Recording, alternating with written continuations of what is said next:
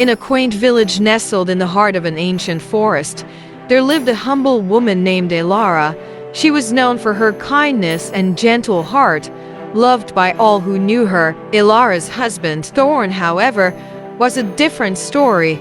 Once a passionate lover, Thorn had grown distant, his eyes wandering, his heart cold. One day, Elara's dearest friend, Serafini, arrived in the village after a long journey. Serafini was as beautiful as the dawn, with golden hair and a smile that could melt the iciest of hearts. Thorn, captivated by her beauty, found himself drawn to Serafini, his love for Elara fading into the shadows. Elara noticed a change in her husband, the stolen glances and the secretive conversations. Her heart ached, but she trusted her friend.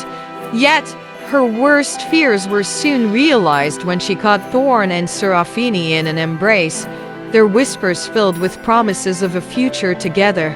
Betrayed by the two people she loved most, Elara was left alone, her heart shattered into 1,000 pieces. Thorn abandoned Elara and left the village with Serafini, seeking a life of luxury and pleasure in the city.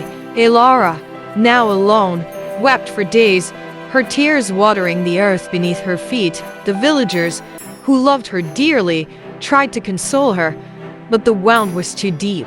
One evening, as Elara sat by the river, her tears mingling with the flowing water, an old woman appeared before her. The woman's eyes were like stars, and her voice was soft as the wind. She told Elara that she had seen her sorrow and wished to offer her a gift, a chance to heal and find peace. She handed Elara a small, glowing seed and instructed her to plant it in the soil near her home. Elara, with nothing left to lose, did as she was told. She planted the seed, and to her amazement, it sprouted overnight into a magnificent tree, its leaves shimmering with an ethereal light. The tree's presence brought life to the village, its fruit curing ailments, and its shade offering comfort to those who rested beneath it.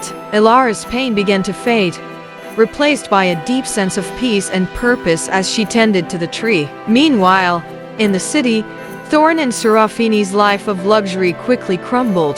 Serafini's beauty began to fade, her once radiant smile replaced by bitterness and regret. Thorn, now burdened by guilt, found no joy in the riches he had sought. The love he had thought he found with Serafini was hollow, a mere illusion that left him empty. Haunted by his choices, Thorn decided to return to the village, hoping to find some solace in his old home. When he arrived, he was stunned to see the wondrous tree and the vibrant life it brought to the village. He found Elara, radiant with a new kind of beauty, a beauty born of resilience and grace. Thorn begged for her forgiveness, his heart heavy with remorse. Elara looked at Thorn, her heart no longer filled with anger or pain. She had found peace, and with that peace came a wisdom that surpassed any earthly desire. She forgave Thorn, but she no longer needed him.